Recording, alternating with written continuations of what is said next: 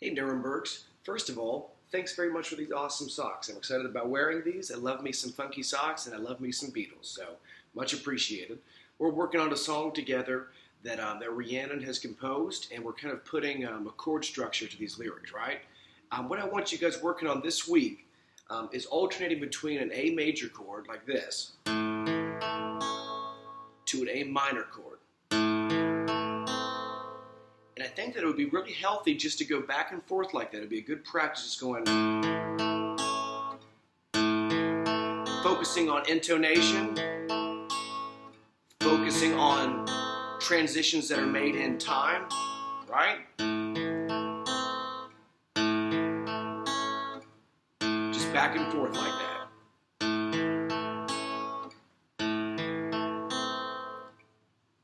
The repeated part we have in the song, kind of like a chorus, after we get done playing the A major and the A minor, back and forth, singing the verses, we go to a G chord, to a D, back to A major.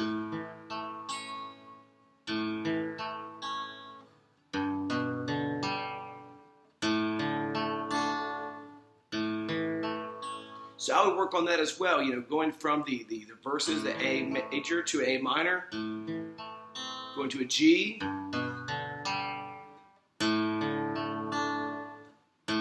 a D, to an A.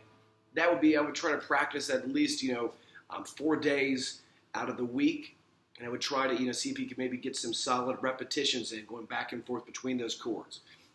The next thing we're working on is a strumming pattern that is kind of really going to be really going to lift this song up, kind of really accelerate the tempo in a way and accelerate the intensity of the song. We're going to go like this.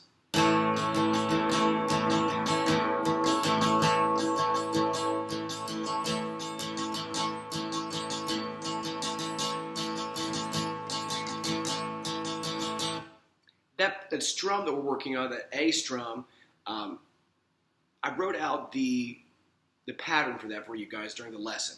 What I want you to be doing is going between the A chord to G,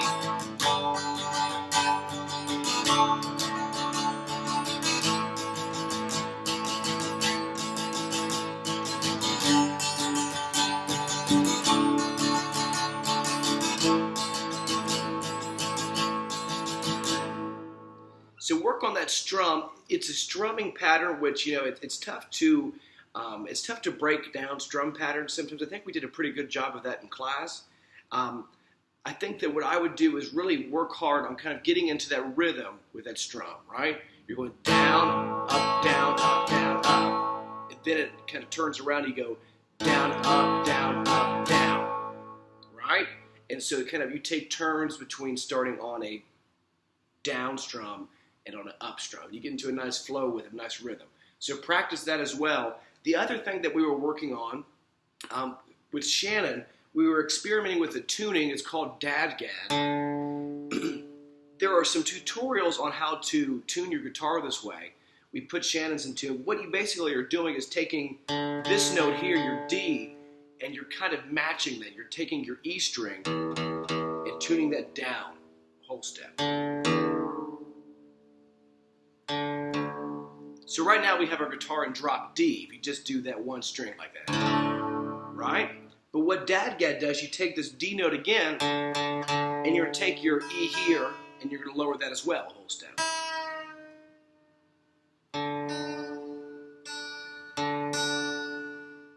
Right? So now we have this string is a D, this is an A, this is a D, this is a G, this is a B, and this is now a D, right? The last step is going to take this B string, lower that down a whole step as well. You're going to take your A string here, and you're going to match that down here. So now we have D, A, D, G, A, D. And that's why they call it Dadgad, because it's D, A, D, G, A, D, right? The cool thing about Dadgad is it really kind of allows you some freedom to experiment with melody work on the G string here. You can really kind of just kind of play around with just going up and down the neck of the guitar. This was a popular tuning that was used by Jimmy Page of the band Led Zeppelin. He would play a song called Kashmir in this tuning, I believe. You go.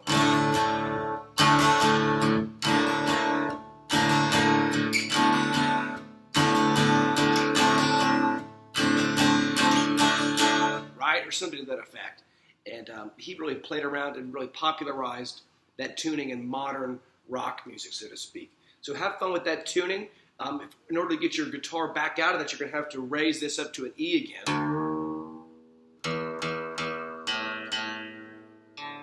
You have to raise this one down and this one up to an E as well.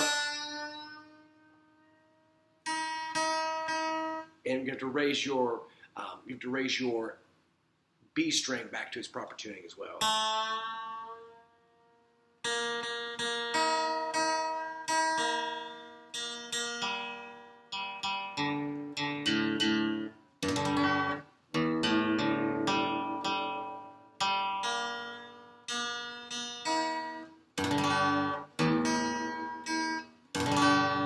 It would really help if you had a tuner. So good luck on practice. Remember, A major to A minor, the new strumming pattern, and of course the new the little experimental tuning we're working on. Good luck.